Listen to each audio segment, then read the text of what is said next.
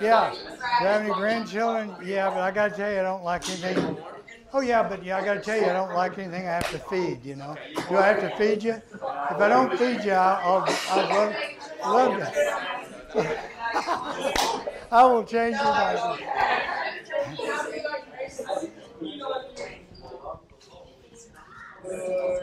I thought you were going to ask me to be your twin. Would that be okay? We could be twins. All right. Yeah, we'll be fraternal twins. Okay. Round 2.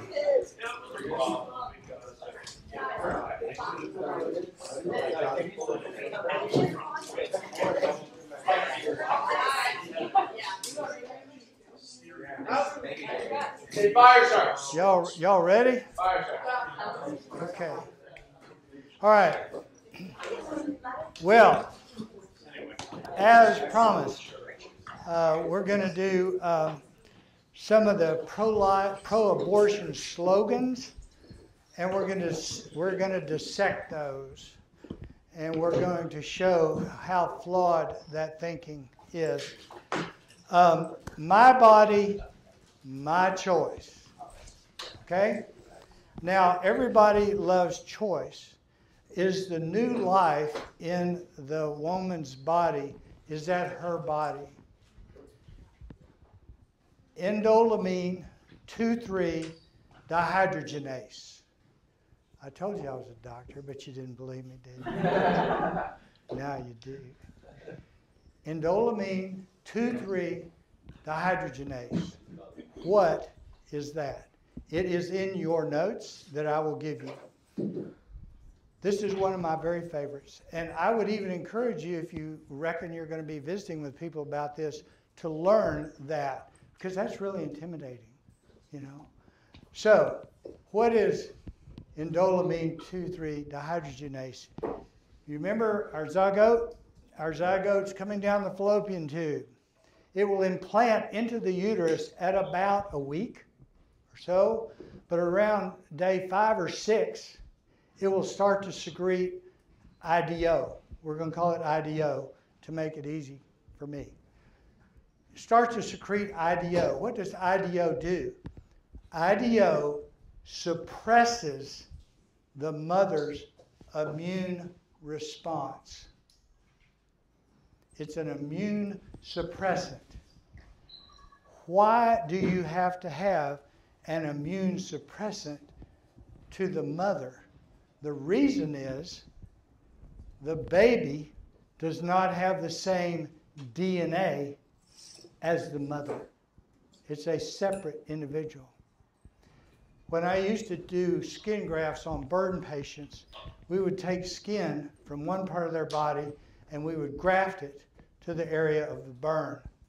We did not have to suppress their immune system because it was their skin on their burn. A transplant doctor, I was not a transplant doctor, if you transplant a kidney from this individual to that individual, you have to give them a suppressant for their immune system because the kidney is foreign to their immune system and they will reject it and it won't take. So you have to suppress the mother's immune system so that it won't recognize the zygote as being foreign and reject it. If there's not enough IDO or there's no IDO, to your point, the pregnancy will fail. It will not implant into the uterus and grow. It will be rejected. Okay? If it's my body, how can a lady have a male child? If it's my body, how can a female have a female child who's not her exact clone? Ladies, I have bad news for you. As you get older, you will become more like your mother. But you are not her clone. There's something called a surrogate.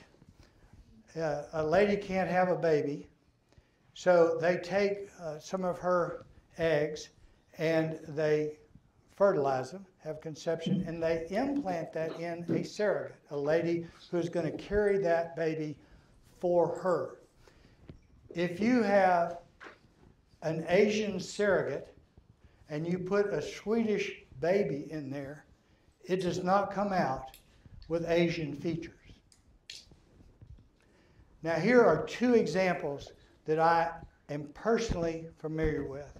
This happened in our hospital in Houston. The first is a real bittersweet story.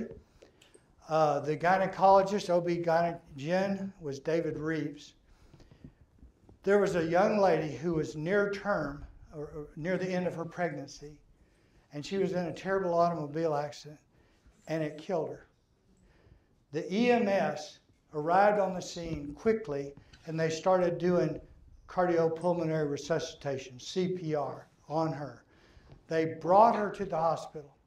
Dr. Reeves was standing there with all the doctor stuff on, and he did an emergency cesarean section on this lady with no anesthesia because she was dead. He delivered a healthy baby, and the baby prospered and did well. That was not her body. Her body was dead. The baby was alive. One of my, yes, sir. How long before that baby would just would the blood still keep pumping, or They're doing cardiac compressions and they're breathing for her, so they're keeping oxygen going to the baby. So as long as you do, otherwise probably 5-7 minutes, that's it. Not long. So here's another one, and this is a crazy one. Dr. Ritter was the doctor, the gynecologist, OB on this one. A couple came into the hospital and she was in labor, and so they went into the labor room and she's panting and blowing and pushing, and boom, she delivers this beautiful little black baby. But the problem is they were both white. The dad went Neanderthal, and they had to call security to wrestle this guy to the ground. Well, it just so turns out that their drug dealer was a black guy. So it was not her body, okay? I think that illustrates that well. The DNA, I know I keep coming back to this. In medical school, they said we ought to tell you guys something 3 times before you get it. So DNA is the godfather here, all right? It's the DNA. If you ever watch Dateline or Forensic Files or Snapped, I love those. They whodunit sort of stuff. Well, they get the DNA, and they can tell exactly who did it because it is your DNA. A silly example of that would be if I decided next week to go down here and rob the Kaloa Bank, and more of my hair fell out, and they found the hair, and they said, aha, Alan's mother did it. No, I did it. So you get the point? I believe you do. All right, here's some more. My body, my choice. My body. They may be thinking, this is my body, and I have a baby in my body, so I get to choose what to do with that baby because it's in my body. Your body, or the mother's body, is the temporary residence for the child. I would assume most of you have a home, and that house is your temporary residence. And so going from one residence to another does not mean that you go from being non-human to human. Make sense? It's just a temporary residence. My choice. So my body, no. My choice. What is the choice? We have a choice. And basically, you have 3 choices in this situation. It's simple. One is you carry the baby to the end. You have the baby. and you raise the child. The other is you have the baby and you put it up for adoption. The third choice is you hire an assassin to assassinate your baby. Those are your three choices. Remember, what is it? Reproductive freedom. It's fascinating to me because it's evil. They take things that sound good, like my body, my choice. Yeah. Now, reproductive freedom. Well, yeah, we all love freedom.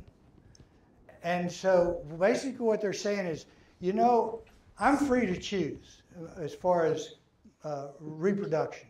I can choose birth control pills that will keep me from ovulating every month. I can choose a condom, which will prevent the sperm from getting to the egg. Or I can just do an abortion. There's no difference, really. But there is a huge moral difference between taking a pill that prevents a pregnancy and taking a pregnancy and stopping a heartbeat and erasing brainwaves. I've got some miscellaneous here for you. In 2000, Congress in the United States passed a law 417 to 0. For our Canadian friends, that means everybody voted in favor of this law, okay? Which is impossible today. 417 to 0, a law was passed. What was the law? If a woman committed a crime and she was convicted of the crime and the punishment was capital punishment, death, she could not be put to death if she was pregnant.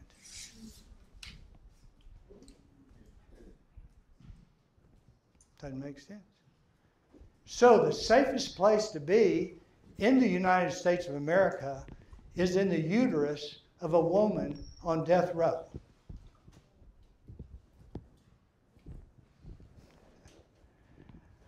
Here's another one. If you are going to get an abortion and you're driving your car and you're headed to the abortion clinic and someone runs into you and you lose the baby, you have a miscarriage from the accident, that person can be charged with manslaughter. But if you make it to the abortion clinic and you have your abortion and you go home, that's no big deal. Number 3, there is the 14th Amendment to the United States Constitution. Again, for our Canadian friends. 14th Amendment. This was passed after slavery was abolished back in the 1860s. And what the 14th Amendment of the Constitution of the United States says is that no one can be deprived of life without due process of law. What is due process of law? That means you have to be charged with a crime. You have to be given a lawyer. You have to have a jury trial.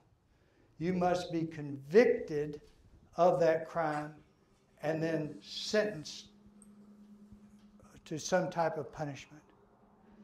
The unborn has absolutely no due process of law, and they are completely innocent. So it's a real paradox, some of our laws and some of the things that are allowed to happen. Here is something that this also, burn this into your brain. Because if you're ever talking to someone about these things, you've got the you're loaded now. You are locked and loaded. You got the DNA. You got the law of biogenetics. You have got the medical data. But sometimes I've been in a situation, we were talking, and the person just said, well, that all sounds good, but, I still think it's fine. Here's something to say to that person. And when I read this, I went, whoa. If you can conclusively prove to me that the unborn are not human, then I will concede to you that abortion is entirely justified. You convince me it's not human. And then when you do, just be quiet after you say this to them and just look at them. One of my faults is I'm constantly thinking of what to say and want to jump in, but just let them just be silent and see what they have to say. Now, the other part of this is there are some people that are going to believe what they want to believe. And it doesn't matter how much medical data you give them or anything else. They're going to believe what they want to believe. And I think that's why Jesus told the boys when he sent them out to do miracles and to teach about the kingdom, he said, if we won't listen to you, just kick the dust off your sandals and go on to the next town. Because as a dear friend of mine, John, used to say, just going to have to let Jesus handle it. And so you never know, we were visiting, you never know what seeds you have planted that person maybe down the road will go, oh, okay, and maybe it will start to click. But there are some people that are just going to believe what they want to believe. And like I said, you're just going to let Jesus handle it. I'm going to skip a little part here because of, y'all are a friendly crowd. When I was in medical school, we had a lecture on rape. And it was from the psychiatry department, and one of the professors came in and gave us this very nice lecture about rape. And everybody was, okay. The second half of the lecture, a woman came in and she got up to the podium and she said, I have been raped.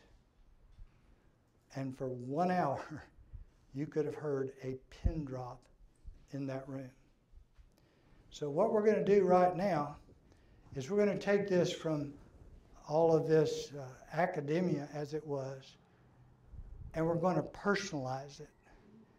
And we have a brilliant, brave soul named Lewis who is going to tell you a story.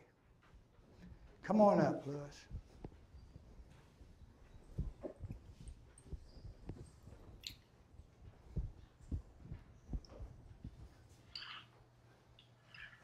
You want the podium? Yeah. Okay. Morning. Steve, nice to see you here. So I stand before you today with great trepidation. Some of you might judge me. Some of you might sympathize with what I'm going to share. I pray none of you empathize with me because that would be tragic. About 48 years ago, I was accompanying my father on a long drive from my native city of Mendoza to Buenos Aires, the capital of Argentina. We had started out very early that morning. The road was practically straight shot going directly east. I was very troubled about the time that the sun was starting to rise. Right there in front of us. I was monitoring my watch and realized that the moment had come. My girlfriend, Miriam, was terminating the life of our son in an abortion clinic at that very moment. And she was alone. The sun rose with a blinding brilliance. I couldn't keep my eyes ahead. It was so bright that I just dropped my eyes to my knees in shame. At that same time, I know now, a similar light, very bright, was receiving my son into heaven. Years later, I was born again. I was Catholic at the time. I named my son Micah. That was many years later. And I celebrate him every April 4th. Just 2 weeks ago.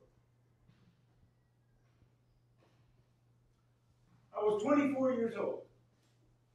I thought I was a man, but I realized I was a murderer of my own son, a coward for having left Miriam on her own. I wanted to have our child, Miriam did not. I didn't try hard enough to keep him. I could have done more and I didn't. The trick was my father was the lamest gate of responsibility, an act of cowardice. I was afraid to see Miriam when I returned a few days later and relieved that she would have me back, that she still loved me. Against the strong will of my parents, regardless, I married Miriam about 2 months later. The abortion was unknown to all of the family, including my parents, and only revealed many, many years later. I've wondered countless times over the past 48 years what it would have been like to have my son Micah with me. What his life would have been like. What he would have done. My hope is to fellowship with him in heaven if he even wants to see me. My eventual divorce with Miriam was the worst event of my life, on par with murdering my son. I didn't want the divorce either, but after 3 years of fruitless, painful counseling, my pastor at the time said that he had learned enough about that marriage with Miriam to conclude that divorce was warranted. Imagine that. I'm 72 years old. I prefer to say I'm 38 years eternal. You can ask me about that in a minute. I'm now married to Lorraine for 18 years. And besides Micah, I have 5 more children. Cynthia, Mariana, Jacqueline, Jonathan, and Jeremiah. God is good. I'd like to open up a question and answer. Okay? I know this has been brutal, and I want you to ask me brutal questions if you're willing to. Don't be afraid. Any of you. Yes, sir. How do you know it was your son?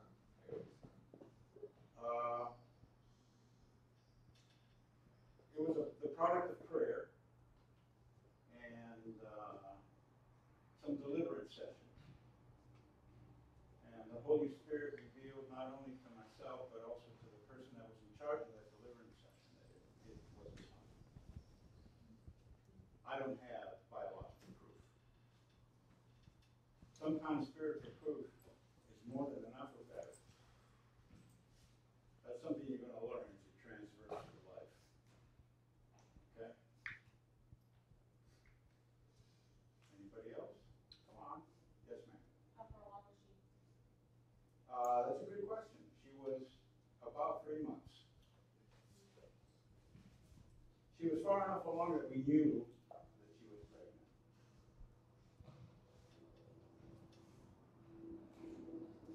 Come on, keep it up. There's a guy in the back, Lewis, in the back. Oh, yes. How come she wanted to get an abortion? Very good question, too. I think the fact that I wasn't there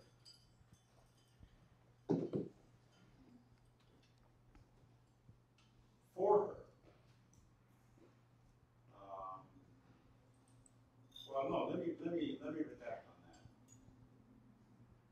At first, we wanted to have a child. And she became increasingly more perturbed with the idea of the pregnancy.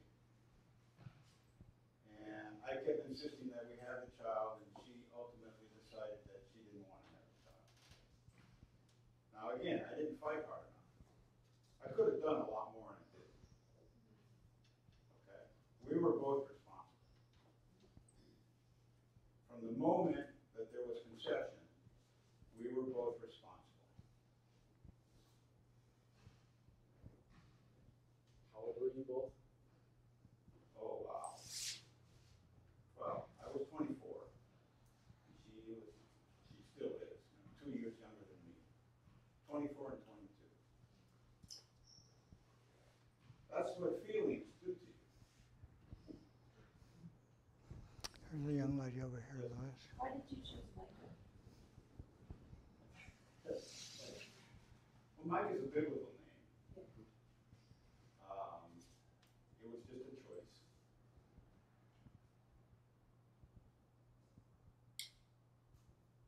Like the names of all the other kids, they were all choices. I wanna think it was an inspiration, from my Holy Spirit.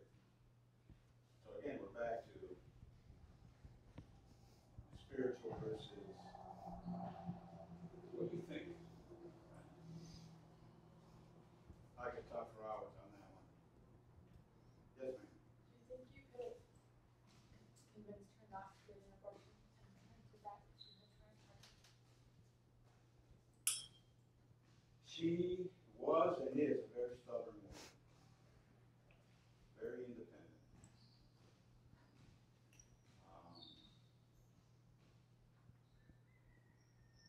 I didn't try hard enough, and that's what matters. The coulda, woulda, shouldas. I could have tried harder, and I didn't. I didn't go for the coulda, woulda, shoulda.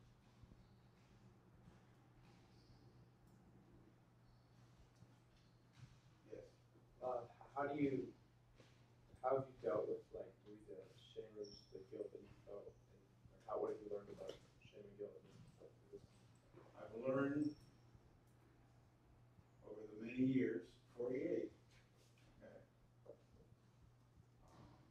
that all I can rely on is the peace that I have with my Holy Spirit. I know I've been forgiven. Okay. For several decades, it was very difficult. It was a secret that I had inside.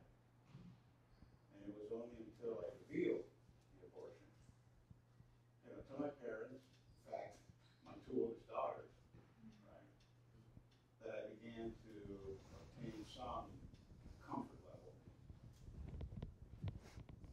It's like you have to speak things out.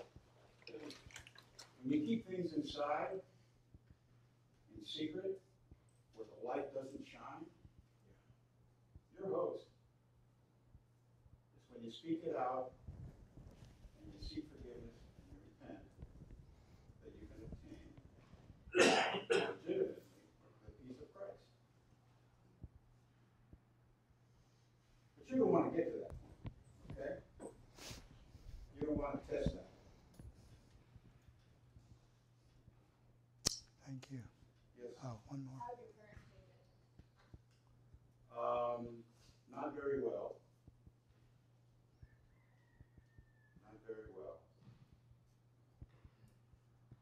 At the time that all that transpired, and I married Miriam, they didn't want me to marry her. They didn't like her.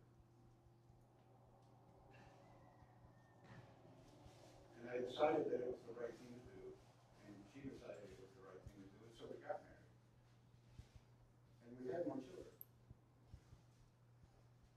But that was a big scar for both of us. I'm led to believe that it was a greater scar for her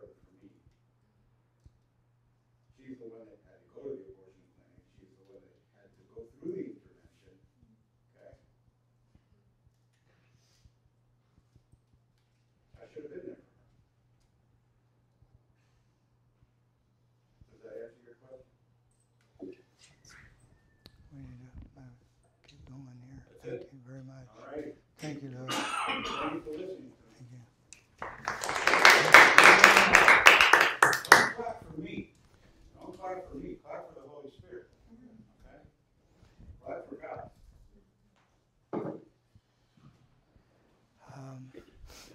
I wasn't going to tell this story, but I will based upon what Lewis just said. There's two things, actually. One is I had a friend that had a nun who lived in a rather austere room. And she had this huge banner across the top of one of the walls of her room, you know, like those happy birthday signs, you know. And what the banner said is, it said, "I will not should on myself today." So, to your point, you know, what are you going to do? The second story that I was not going to tell, there were two believers that were talking. And one of the believers was telling the other one about all of their moral detours and their spiritual detours and their lapses and relapses and just everything. And the one believer said they prayed together, and he said, you know, by the way, he said, you know, when the guy listening or the person listening said, you know, when I talk to God, a lot of times he talks back to me. And I said, okay, right. He said, I'll tell you what then, next time I come in here, I want you to tell me what sins I've committed in the last few weeks. What'd God tell you? All right, I will. Sure enough, 2 or 3 weeks later, they get back together, and the guy said, okay. He said, did you talk to God? He said, I did. He said, did God talk to you? He said, well, he did. He said, all right, what sins did he tell you that I've committed?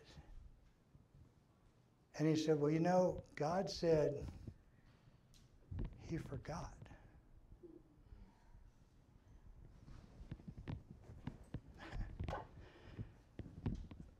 Most abortions are done because it's a bad time. There's a lot of shame associated with an unwanted pregnancy. My mother got pregnant with me 2 months before the wedding, and she carried that shame her whole life. So it does have a significant impact. I do have something up here. We'll talk about this more in a minute. But I have some lifesavers up here. And what I want you to do, I want you to take two lifesavers. One for a boy and one for a girl. And I would like for you to keep those lifesavers forever, somewhere. And every time you look at those lifesavers, I want you to remember, number one, our time together today.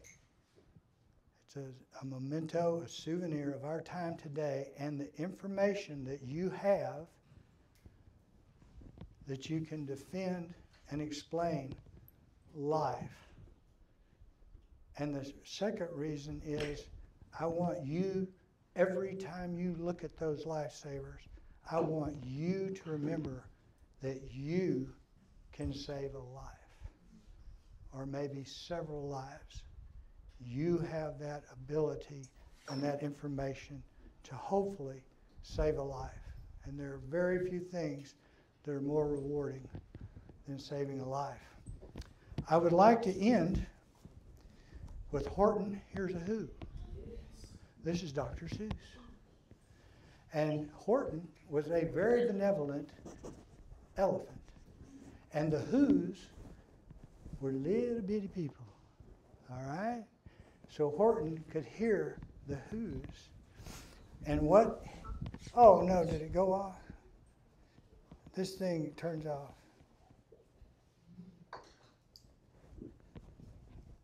Well, that went off. Okay, I can quote it for you. This is from Dr. Seuss, Horton Hears a Who, in the epilogue. Now let that be a lesson to one and to all. A person's a person, no matter how small. Thank y'all very much.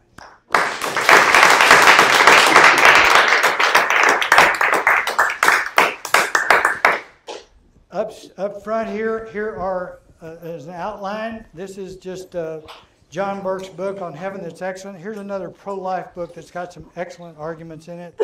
Well Versed is written by a man who adopted a child from a mother who had been raped. The other one is just a book with pictures. There are these books that you can address a lot of things we couldn't address, but this is really a good book. And then here's a couple of T-shirts that were given to me by Life First. And this is an outfit in Houston that's got a website that's got lots of good information on it. So they said, oh, please take these to the Anchor House, kids. Let them have it. So I did my part. I'm bringing you their stuff, and you're welcome to go online and look at that. And here are your life savers. Okay?